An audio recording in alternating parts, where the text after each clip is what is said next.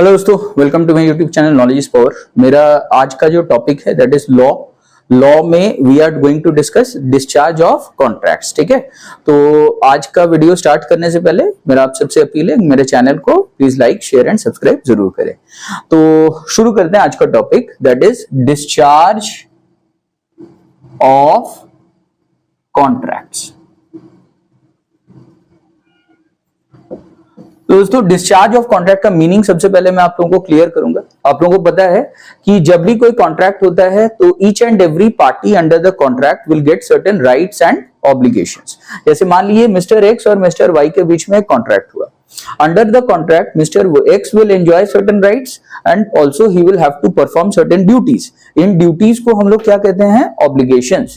Similar thing will happen in case of Mr. Y also. He will also enjoy certain rights and he will also have to perform certain duties. अब यूं समझ लीजिए Mr. X के rights Mr. Y के लिए obligations बन जाएगा और Mr. X का obligations will be Mr. Y's rights. एक का rights दूसरे के लिए obligation और दूसरे का obligation पहले वाले के लिए rights बन जाता है, क्रिस क्रॉस हो जाता है। तो यहां पे जब भी कॉन्ट्रैक्ट डिस्चार्ज हो जाता है तो ऑटोमेटिकली ये सारे राइट्स एंड लायबिलिटीज क्या हो जाते हैं? ये खत्म हो जाते हैं, ये टर्मिनेटेड हो जाते हैं। यहां पे एंड का मतलब होता है termination of all rights and duties.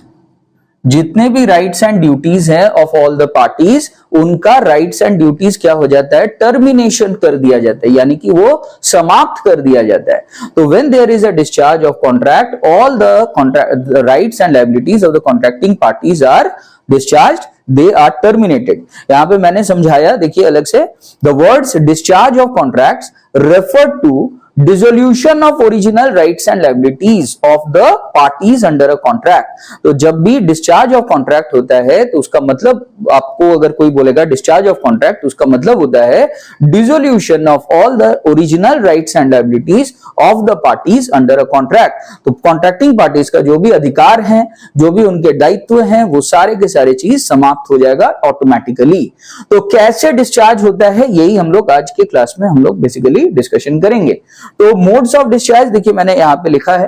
तो मोड्स ऑफ डिस्चार्ज सबसे पहला पॉइंट है बाय परफॉर्मेंस, यानी कि ये सबसे कॉमन तरीके का डिस्चार्ज माना जाएगा कि जब एक कॉन्ट्रैक्टिंग पार्टी उसका जो भी ऑब्लिगेशंस था उसको उसने परफॉर्म कर दिया। तो जैसे ही उसने परफॉर्म कर दिया, ऑटोमेटिकली ड्यू बाय परफॉर्मेंस जो ओरिजिनल कॉन्ट्रैक्ट है वो क्या हो जाएगा? वो डिस्चार्ज हो जाएगा। अच्छा, यहां पे performance includes actual performance as well as attempted performance. मैंने एक सेपरेट वीडियो इसके ऊपर बना चुका है जहां पे सेपरेटली मैंने डिस्कस किया है कि कैसे अटेम्प्टेड परफॉर्मेंस, जहां पे एक पार्टी ऑफर कर रहा है दूसरे पार्टी को कि अब मुझे तुम मौका दो, हम परफॉर्म करना चाहते हैं, हम अपना ड्यूटीज को हम परफॉर्म करना चाहते हैं, इंप्लीमेंट करना चाहते हैं। तो इन दैट केस अगला पार्टी अगर उसको मना कर दिया, अगला पार्टी रिफ्यूज कर दिया, ठीक है, जबकि the attempted performance was made at the correct time, ठीक है, रीजनेबल टाइम के अंतर्गत हुआ था, रीजनेबल लोकेशन पे किया गया था, इसका क्या कहते हैं, अदर पार्टी का। तो इन दैट केस यहां पे माना जाएगा कि attempted performance is a valid performance और आपको और फर्दर परफॉर्म करने का आवश्यकता नहीं है। यानी कि discharge of contract will take place when actual performance is done और attempted performance is made। अब हम लोग डिस्कस करेंगे अगला point, that is discharge of contract can take place by novation। novation word का मतलब होता है renewal of the contract। renewal will take place when original contract is discarded and its place a new contract is made। ठीक है, उसके जगह पे एक नया कॉन्ट्रैक्ट किया गया, तो जो ओरिजिनल कॉन्ट्रैक्ट है वो क्या हो जाएगा? उसको समाप्त कर दिया जाएगा और उसके जगह पे नया कॉन्ट्रैक्ट उसको it will come into existence. तो ये हो गया नोवेशन का situation. Third point is by waiver. Waiver करना देने का मतलब होता है एग्जेम्पशन दे देना। तो जब एक पार्टी दूसरे पार्टी को एग्जेम्प्ट कर देता है फ्रॉम मेकिंग हिज परफॉर्मेंस, तो इन दैट केस ऑटोमेटिकली दूसरा पार्टी क्या हो जाएगा? वो उसका जो परफॉर्मेंस है वो डिस्चार्ज मान लिया जाएगा।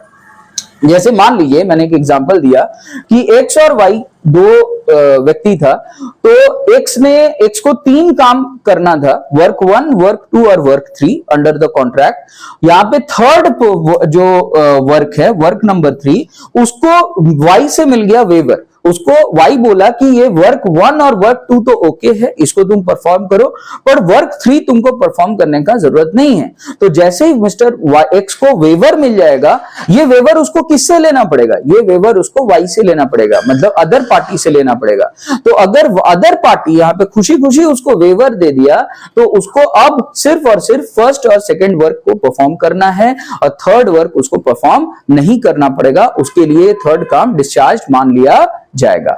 ठीक है, इसके बाद इसमें ये जो वेवर वाला पॉइंट है, it includes 2 separate points, accord and satisfaction as well as रेमिशन।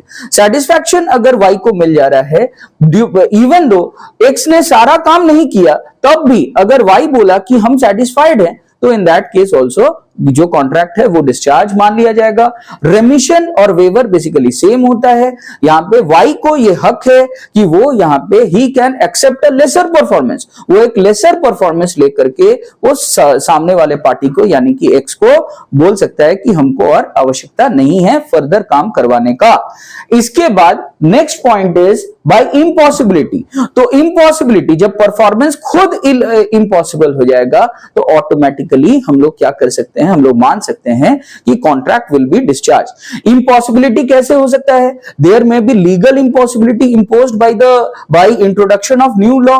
कोई नया लॉ देश में पास हुआ जिसके वजह से जो ओरिजिनल कॉन्ट्रैक्ट है उसका जो परफॉर्मेंस है वो इम्पॉसिबल हो सकता है। जैसे इन केस ऑफ, मान लीजिए कि एक मेडिसिन सप्लायर दूसरे कस्टमर को कुछ मेडिसिन सप्लाई करने का एग्रीमेंट लिया हुआ था, कॉन्ट्रैक्ट लिया हुआ था, तो अब जो मेडिसिन वो सप्लाई करने जा रहा था उसका सप्लाई गवर्नमेंट ऑफ इंडिया के द्वारा नया कानून बना करके उसको क्या कर दिया गया, बैन करवा दिया गया।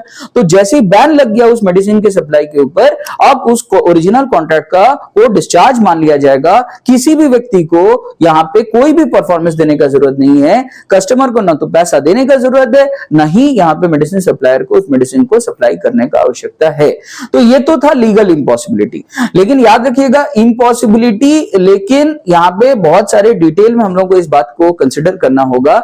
Impossibility can be imposed in case of death of the performer also. Performer का अगर मृत्यु हो गया परफॉर्मेंस देने से पहले, तब भी हो सकता है कॉन्ट्रैक्ट क्या हो जाएगा, डिस्चार्ज हो सकता है। पर यहां पे याद रखना पड़ेगा कि डेथ ऑफ द परफॉर्मर तभी उसका कॉन्ट्रैक्ट को डिस्चार्ज करवा पाएगा जब ये एक तरह का ऐसा कॉन्ट्रैक्ट है विच doesn't involve human skills etcetera, जहां पे which involve human skills and talent. जहां पे भी ह्यूमन स्किल एंड टैलेंट का यूज हो रहा है, वहां पे अगर परफॉर्मर का डेथ हो जाता है तभी वो डिस्चार्ज होगा। जैसे फॉर एग्जांपल मान लीजिए एक सिंगर है, वो वाई के लिए उसने कॉन्ट्रैक्ट किया कि वाई उसको कोई सिंगिंग कॉन्ट्रैक्ट साइन करवाया, तो यहां पे अगर एक्स का डेथ हो जाता है तो उसका जो लीगल एयर्स है, उसके जो बच्चा है, उन लोगों को सिंगिंग कॉन्ट्रैक्ट को और परफॉर्म करने का जरूरत नहीं है, क्योंकि ये एक ह्यूमन टैलेंट और ह्यूमन स्किल्स इस तरह का कॉन्ट्रैक्ट में यहां पे रिक्वायर्ड होता है। लेकिन अगर ये कोई गुड सप्लाई का कॉन्ट्रैक्ट होगा, कोई मनी पेमेंट को लेकर के कोई कॉन्ट्रैक्ट होगा जहां पे ह्यूमन स्किल्स एंड टैलेंट का जरूरत नहीं है, तो यहां पे legal heirs will not be discharged from their performance। तो यहां पे legal heirs को they will have to perform their father's promise even though their father has died। but यहां पे याद रखिएगा, सिर्फ और यहां पे जिस हद तक legal heirs को अपने उनके जो फादर है उससे जितना का उनको प्रॉपर्टी मिलेगा, उस प्रॉपर्टी मिलने तक उनका लायबिलिटी रिस्ट्रिक्टेड रहेगा। एग्जांपल के तौर पे मान के चलिए मिस्टर एक्स का डेथ हो गया कुछ गुड सप्लाई करने से पहले मिस्टर वाई को। मिस्टर एक्स अपने बाल बच्चों के लिए टोटल प्रॉपर्टी 1 लाख रुपया का वो छोड़ के गए, ठीक है। तो मिस्टर वाई को यहां पे गुड्स जो सप्लाई करना पड़ेगा उनके लीगल एयर्स को, या करना पड़ेगा मिस्टर एक्स के बच्चों को, मिस्टर वाई को, that will be limited to the amount of 1 lakh rupees only, क्योंकि उनके फादर से उनके बाल बच्चों को सिर्फ 1 लाख रुपया तक ही उनको प्रॉपर्टी रिसीव हुआ था। तो जिस हद तक प्रॉपर्टी रिसीव होगा पिताजी से, उसी हद तक आप लायबल हैं, उससे ज्यादा आपको अपने जेब से पेमेंट करने का कोई आवश्यकता यहां पे नहीं है। इसके बाद जो नेक्स्ट पॉइंट है वो है बाय ऑल्टरेशन और चेंज। तो जब कॉन्ट्रैक्ट, ओरिजिनल कॉन्ट्रैक्ट क्या होता है, ऑल्टर कर दिया जाता है, चेंज हो जाता है, तो इन दैट केस ऑल्सो यहां पे ओरिजिनल एग्रीमेंट जो है उसको डिस्चार्ज मान लिया जाता है। जैसे पार्टनरशिप के केस में आप लोग जानते हैं कि जब डिसोल्यूशन ऑफ पार्टनरशिप होता है because of admission of new partner, because of retirement और because of death of the original partner और because of permanent incapacity to perform, तो in that case original partnership deed is altered, और जिसकी वजह से उसका जगह एक न्यू पार्टनरशिप डीड ले लेता है, तो जिसकी वजह से ओरिजिनल पार्टनरशिप डीड को डिस्चार्ज मान लिया जाता है। इसके बाद discharge also may take place because of merger. Merger, वहां पे मर्जर उस सिचुएशन को बोला जाता है जहां पे सप्लायर और कस्टमर दोनों ने अपने अपने बिजनेसेस को क्या कर दिया है, एक साथ कंबाइन कर दिया है, और दोनों अब कानून के नजरों में सिंगल कंपनी बन गया है, सिंगल बिजनेस बन चुका है। तो भाई मर्जर के केस में जैसे एक एग्जांपल देखिए, एक्स लिमिटेड और वाई लिमिटेड दो अलग अलग कंपनीज थे। एक्स लिमिटेड कुछ सेलर था कुछ गुड्स का, वाई लिमिटेड उस गुड्स का बायर था। नाउ एक्स एंड वाई ने डिसाइड किया कि वो लोग एक न्यू कंपनी फॉर्म करेगा जिसका नाम होगा जेड लिमिटेड। जैसे ये new company will come into existence, जो भी कॉन्ट्रैक्ट्स इसके पहले एक्स और वाई के बीच में हुआ था, एक्स लिमिटेड और वाई लिमिटेड के बीच में हुआ था, वो सारे कॉन्ट्रैक्ट्स खत्म हो जाएंगे। उन सारे कॉन्ट्रैक्ट्स को डिस्चार्ज हम लोग मान लेंगे, क्योंकि अब ये लोग दोनों अलग अलग एंटिटीज नहीं है, अब ये लोग सिंगल एंटिटी है। और आप यहां पे कॉन्ट्रैक्ट एक्ट में क्लियरली यहां पे आप लोग याद कर सकते हैं, लिखा हुआ है कि कॉन्ट्रैक्ट तभी होगा जब एक प्रॉमिस होगा। प्रॉमिस में एक ऑफरर होना चाहिए और एक ऑफरी का होना जरूरी है, और वहां पे लिखा हुआ है कि offeror and offeree must be separate persons. आप अपने ही आपको ऑफर नहीं दे सकते हो, आप अपने ही आपको प्रॉमिस नहीं कर सकते हो, उसका कोई वैल्यू नहीं रह जाएगा। तो जब ये दोनों कंपनीज एक सिंगल कंपनी बन जा रहा है, तो ऑफरर और ऑफरी सिंगल कंपनी बन जा रहा है, सिंगल बिजनेस बन जा रहा है, सिंगल पर्सन अपने ही आपको ऑफर नहीं दे सकता है। तो दैट इज वाई यहां पे मर्जर के जरिए भी डिस्चार्ज मान लिया जाएगा कॉन्ट्रैक्ट का, ओरिजिनल कॉन्ट्रैक्ट का। इसके बाद है बाय रेसिशन। रेसिशन का मतलब होता है कैंसिलेशन। तो जब कैंसिलेशन होता है यानी कि ओरिजिनल कॉन्ट्रैक्ट को खत्म कर दिया जाता है, तो automatically all the parties under the agreement वो लोग डिस्चार्ज हो जाते हैं अपने अपने रिस्पेक्टिव परफॉर्मेंस को फुलफिल करने से। अच्छा, इसके बाद अब आप यहां पे देखिए एक पॉइंट मैं रीड करके सुना रहा हूं, एक बुक में दिया हुआ है। डिस्चार्ज बाय एग्रीमेंट भी हो सकता है। डिस्चार्ज बाय एग्रीमेंट कब होगा? डिस्चार्ज बाय एग्रीमेंट मतलब होता है कि जब दोनों पार्टीज मिल बैठ करके ये म्यूचुअली डिसाइड किया कि एग्रीमेंट को अब और कंटिन्यू नहीं करना है, तब भी जो ओरिजिनल कॉन्ट्रैक्ट है वो खत्म हो जाएगा। It may be unilateral, it may be bilateral also. Uni means one, uni का मतलब वन होता है और बाई का मतलब टू होता है। जब दोनों पार्टीज मिल करके डिसाइड कर सकता है कि कॉन्ट्रैक्ट को खत्म करना है, तो यहां पे हम लोग इसको डिस्चार्ज बाय एग्रीमेंट मानेंगे।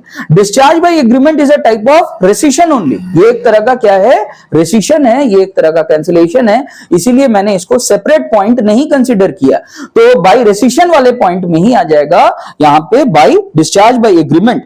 तो डिस्चार्ज बाय एग्रीमेंट के अंतर्गत this can be bilateral, alteration भी इनफैक्ट इसी के अंतर्गत आ जाएगा, नोवेशन, रेसिशन, ये सब एक ही पॉइंट पे आ जाएगा, that is discharge by agreement के अंतर्गत।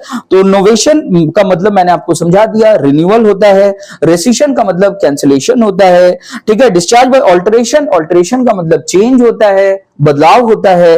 इसके बाद ये जो ऑल्टरेशन है, इट में बी बाइलैटरल और इट में बी यूनिलैटरल। बाई मतलब दोनों पार्टीज मिल करके ऑल्टर कर सकता है, या सिंगल पार्टी भी यहां पे ऑल्टरेशन करवा सकता है। और ये जो पॉइंट है, जैसे मैंने बोला बाय वेवर वाला पॉइंट में दो पॉइंट इंक्लूड हो गया, that is accord and satisfaction and remission. तो I think the video is clear. मैं एक डिटेल्ड वीडियो इसके बाद जो सेपरेटली जो एग्जांपल्स होगा उसके ऊपर बनाऊंगा, इस टॉपिक का एग्जांपल्स के ऊपर।